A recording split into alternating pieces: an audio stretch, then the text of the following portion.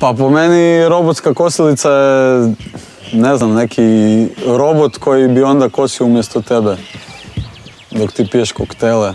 Pa ja mislim da je sigurno žena izmislila tu kosilicu.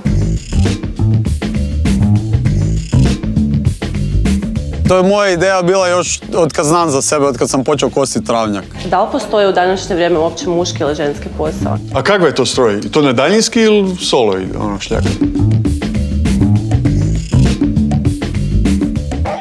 Leži pa iće, pa sedneš i gledaš kako drugi rade. To nema ništa ljepše od toga. Ja sviram, ona kosi. I roštiljom. Sa robotskom kosilicom može i peći roštilj i kositi travu, tako da mislim da je to neka savršena kombinacija. Čekaj, prijaviš se, izvuku te, dobiš makinu, sama radi. Po kiši ovo, čekaj, snijeg, čisti snijeg.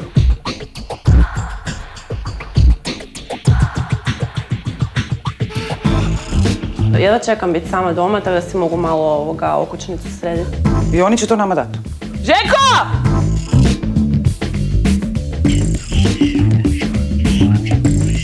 Čekaj, samo malo. Ti hoćeš reći meni da ću dobiti kosilicu za džabe? Ne. Ja mislim da Hrvati nikom ne vjeruju, pogotovo kad ti neko nešto daje, onda mu tek ne vjeruješ. Ja kao prvi hrvatski travel-pazitelj sa sigurnošću mogu reći da to nije varka. Jesmo ga prijaviti? Ne. Pa zašto? Volio bih da znam gdje se trebam prijaviti, da vidim kakve su sve uvjeti za takvo jedno posjedovanje jedne takve makine. Željko! Ako je stvarno tiha, onda može. Pa naravno da znam staviti filmić na YouTube i moja baka to zna napraviti. Ja ću se prijaviti i tvrdim da ću ja kosilicu dobiti. Meni je u svemu tome bitno da ja mogu raditi normalno to što ja radim, čim se ja bavim, jer mi je to važno, u principu živim od toga. Bitno je jedino da ne ide susjedu, nego samo meni. Sigurno ću se prijaviti.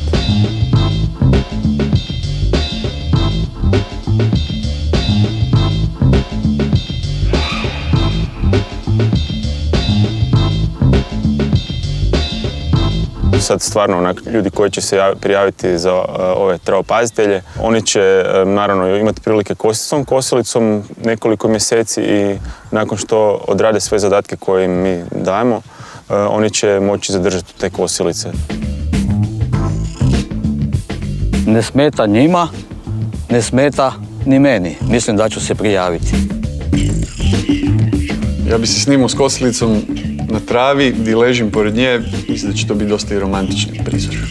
Nemojte se zafrkavati. Vi dofurete kosilicu, a ja ću se onda snimati. I to je to. Jel smo završili, gdje se trebam prijaviti?